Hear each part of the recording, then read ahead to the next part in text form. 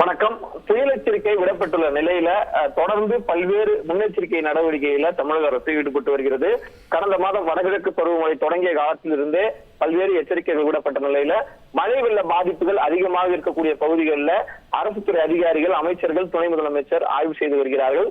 அந்த வகையில தற்பொழுது சென்னை அரும்பாக்கம் வடபழனி நூலடி சாலையில் இருக்கக்கூடிய அரும்பாக்கம் மெட்ரோ ரயில் நிலையம் அருகே இருக்கக்கூடிய கால்வாய் பகுதி, விருகம்பாக்கம் அரும்பாக்கம் இடையே இருக்கக்கூடிய அந்த கால்வாய் பகுதியினை தமிழ்நாடு துணை முதலமைச்சர் உதயநிதி ஸ்டாலின் நேரில் ஆய்வு மேற்கொண்டார்.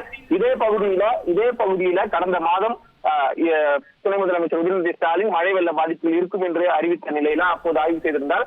இந்த கால்வாயை பொறுத்தவரையில இந்த கால்வாய் குறுகிய அளவில் இருந்ததாகவும் அதே போல தூர்வாரப்படாமல் கசடுகள் சேர்ந்த நிலையில தொடர்ந்து கனத்த மழை பெய்யும் போது நூறடி சாலை, வடபழனி நூறடி சாலை பிரதான சாலையிலே வந்து சுமார் ஒரு 2 அடி முதல் 3 அடி வரை தண்ணீர் ஓடக்கூடிய சூழல் கடந்த காலங்களில் இருந்தது.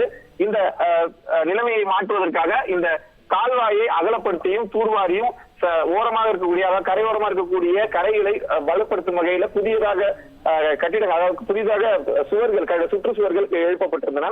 இந்த பணிகள் கடந்த 6 மாதங்களாக நடந்து வந்த நிலையில தற்போது அந்த இறுதிக்கட்ட பணியானது நிறைவு பெற்றிருக்கிறது.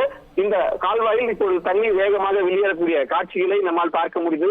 இந்த பணியில் இன்னும் ஒரு 10% பணிகள் மீதம் இருப்பதாகவும் விரைவில் அதை முடிப்பதற்கான பணிகளும் நடைபெற்று வருவதாகவும் அதிகாரிகள் துணை முதலமைச்சர் உதயநிதி ஸ்டாலினிடம் தெரிவித்தனர். இந்த ஆய்வின் போது விருகம்பாக்கம் சட்டமன்ற உறுப்பினர் பிரபாகர் ராஜா, அதே போல சென்னை மாநகராட்சி ஆணையர் கோரகுருதரன் உள்ளிட்ட அதிகாரிகள், அதே போல திமுகவுடைய மூத்த நிர்வாகிகள், அரசு அதிகாரி உள்ளிட்டவர்கள் இடம்பெற்றிருந்தார்கள். இந்த ஆய்வின் போது துணை முதலமைச்சரிடம் இந்த கால்வாயில் இருக்கக்கூடிய பல்வேறு பிரச்சனைகள் இப்போது சரி செய்யப்பட்டுள்ள நிலைமை, தற்போது மழை இந்த சாலையில் தேங்காமல் இருப்பதற்கான எடுக்கப்பட்ட நடவடிக்கை குறித்து எடுத்துரைக்கப்பட்டது.